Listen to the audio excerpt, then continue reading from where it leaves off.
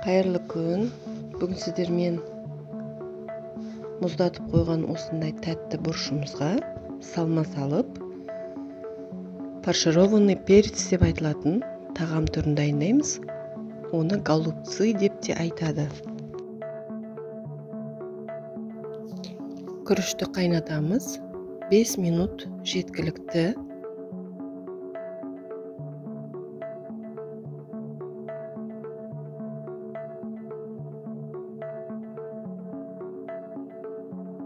Салмасына тартылған ет, шала піскен күрішіміз және дәміне қарай тұз, қара бұрыш қосылады.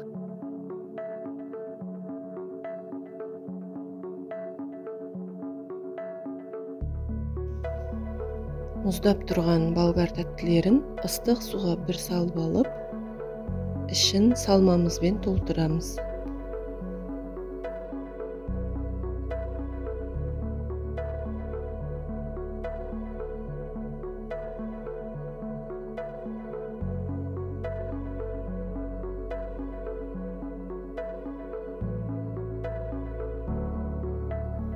Қазанды отқа қойып, 2 ас қасық май, сәбіз, пияз,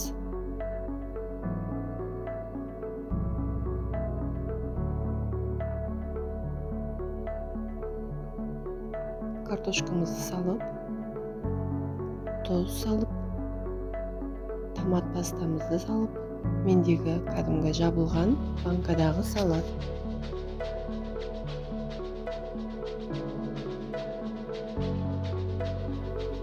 5 минуттай қуырып, тәтті болгар бұрыштарымызды осылайша орналастырамыз. Қайнап тұрған суымызды батқанша құямыз.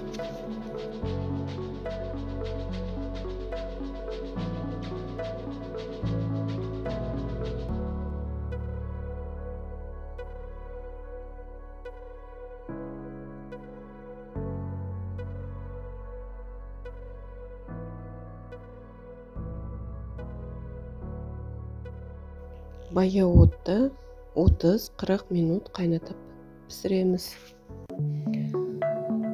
Міне 35 минут өткеннен кейін тәтті бұрыштарымыз дайын болды. Оны сорпасынан сүзіп алып қоямыз.